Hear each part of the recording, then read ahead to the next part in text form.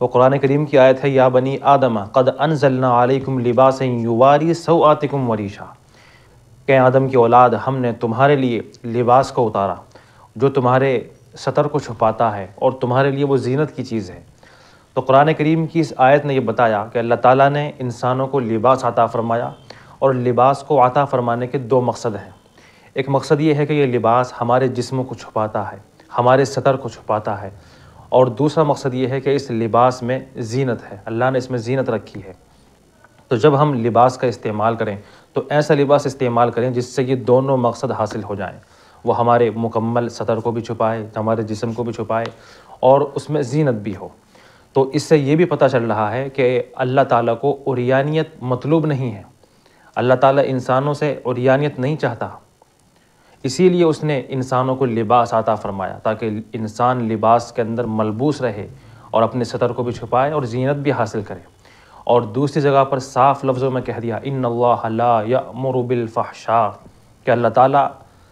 بے حیائی کا حکم نہیں دیتا ہے، فحاشی، عریانیت، بے حیائی، ان تمام کا اللہ تعالیٰ حکم نہیں دیتا ہے، یہ چیزیں اللہ کو پسند نہیں ہیں۔ اور پھر قرآن کریم نے ایک جگہ یہ کہا، یا بنی آدم لا یفتننکم الشیطان کما اخرج ابویکم من الجنہ ینزع عنہما لباسہما لیریہما سوآتہما، کہ شیطان نے جنت میں حضرت آدم اور حضرت حوا کے لباس کو اتروایا، اور اس لیے اتروایا تاکہ ان کے ستر کھل جائیں، ان کے ستر ظاہر ہو جائیں۔ تو پتہ یہ چلا کہ ستر کو کھولنا یہ شیطانی مقاصد میں سے ہے۔ شیطان یہ چاہتا ہے کہ انسان کے ستر کھلیں، انسان کے جسم کھلیں، چنانچہ فحاشی، بے حیائی، عریانیت یہ شیطانی مقاصد میں سے ہے اور یہ شیطانی کاموں میں سے ہے۔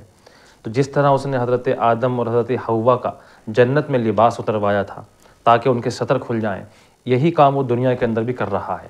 آپ دیکھ رہے ہیں انسان دنیا میں کتنے کیسے کیسے لباس پہن رہے ہیں، چھوٹے چھوٹے لباس، خاص کر امریکہ اور یورپ میں دیکھیے کہ لباس بہت چھوٹا ہوتا جا رہا ہے، آدھے آدھے کپڑے وہاں پہنتے ہیں لوگ، مرد بھی عورتیں بھی آدھے آدھے کپڑے، اور وہ بھی کم ہوتے جا رہے ہیں روز بروز۔ تو یہ کیا ہے؟ یہ شیطانی مقاصد ہیں۔ شیطان انسان کے جسموں کو، انسان کے ستر کو اس دنیا کے اندر بھی کھولنا چاہتا ہے، اور وہ اپنے کام کے اندر لگا ہوا ہے۔ اسی لیے قرآن کریم نے یہ کہا کہ جس طرح شیطان نے تمہارے والدین کے ستر کو جنت میں کھلوایا، ان کو بے لباس کیا، کہیں تم کو شیطان اس دنیا کے اندر بھی فتنے کے اندر مبتلا نہ کر دے، لہذا تمہیں شیطان کی فتنے سے بچنا ہے، قرآن یہ کہتا ہے۔ لیکن ہم لوگوں نے اپنے کانوں پر پردہ ڈالا ہوا ہے، اور ہم لوگ جو ہے شیطان کے مقاصد کو پورا کرنے میں لگے ہوئے ہیں، ہم وہی بے لباسی کی طرف بہت تیزی کے ساتھ بڑھ رہے ہیں، اور وہی آدھے آدھے کپڑے اور اپنے جسموں کو کھولتے چلے جا رہے ہیں۔ تو